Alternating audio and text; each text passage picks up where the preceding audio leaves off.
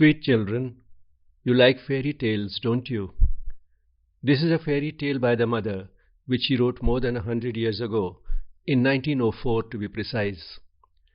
The mother was the force behind the development of Sri Aurobindo Ashram at Pondicherry. She had written this story before she came to Pondicherry, much before she came to be called the mother. It is a fairy tale, but she herself was seen by many as a fairy who had descended from heaven to be among us ordinary folk on earth. Back to the story. The title of the story is Virtues. The story has been published as a children's book by Sri Aurobindo Ashram Delhi branch. It has been illustrated by Preeti Umamaheshwaram. So, the title of the story is Virtues. You know what virtues are, don't you? All the nice things that you are told to do. But this story will not tell you to do anything. The story is about a party that the virtues were having one day. Here goes the story. Once upon a time there was a splendid palace, in the heart of which lay a secret sanctuary whose threshold no being had ever crossed. Furthermore, even its outermost galleries were almost inaccessible to mortals, for the palace stood on a very high cloud, and very few in any age could find the way to it. It was the Palace of Truth.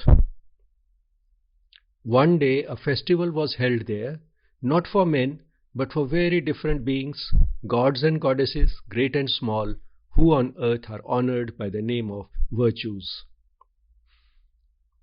The vestibule of the palace was a great hall, where the walls, the floor, the ceiling, luminous in themselves, were resplendent with a myriad glittering fires. It was the hall of intelligence. Near the ground, the light was very soft and had a beautiful deep sapphire hue, but it became gradually clearer towards the ceiling, from which the girandoles of diamonds hung like chandeliers, their myriad facets shooting dazzling rays. The virtues came separately, but soon formed congenial groups, full of joy to find themselves for once at least together, for they are usually so widely scattered throughout the world and the worlds, so isolated amid so many alien beings. Sincerity reigned over the festival.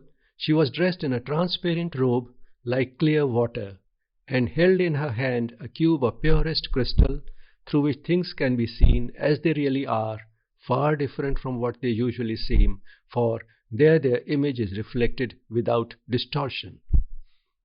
Near to her, like two faithful guardians, stood humility, at once respectful and proud, and courage, lofty-browed, clear-eyed, his lips firm and smiling, with a calm and resolute air. Close behind courage, her hand in his, stood a woman, completely veiled, of whom nothing could be seen but her searching eyes shining through her veils. It was Prudence.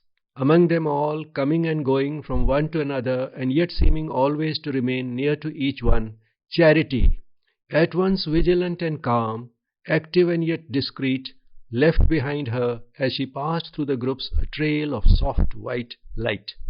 The light that she spreads and softens comes to her through a radiance so subtle that it is invisible to most eyes, from her closest friend, her inseparable companion, her twin sister, Justice.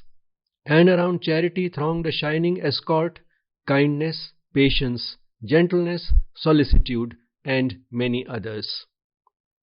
All of them were there, or so at least they think. They are missing nobody. They think nobody is yet to come. But then suddenly, at the golden threshold, appears a newcomer.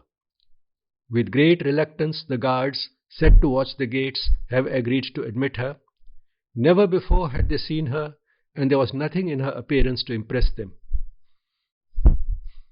She was indeed very young and slight, and the white dress which she wore was very simple, almost poor. She takes a few steps forward with a shy, embarrassed air.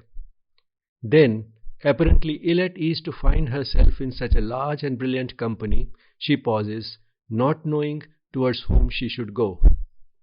After a brief exchange with her companions, Prudence steps forward at their request and goes towards the stranger.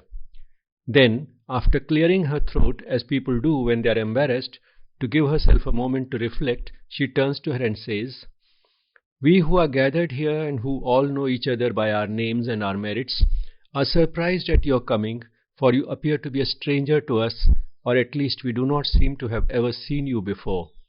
Would you be so kind as to tell us who you are?"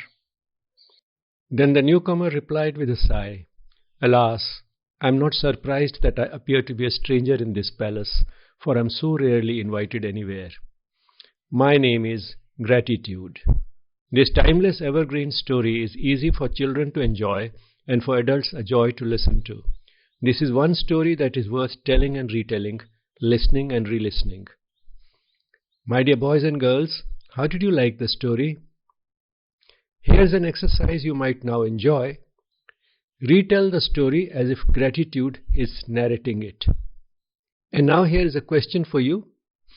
The mother has listed in this story 11 virtues: sincerity, humility, courage, prudence, charity, justice, kindness, patience, gentleness, solicitude, and gratitude. To what extent do you think gratitude embodies the other 10 virtues? To get the answer, ask yourself, is gratitude possible without sincerity? Is gratitude possible without humility?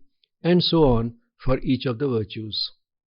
The story, The Virtues, A Tale for Young and Old, appears in the book Words of Long Ago by the Mother, published by Sri Aurobindo Ashram, Puducherry, 4th edition, 1994, pages 7 to 8.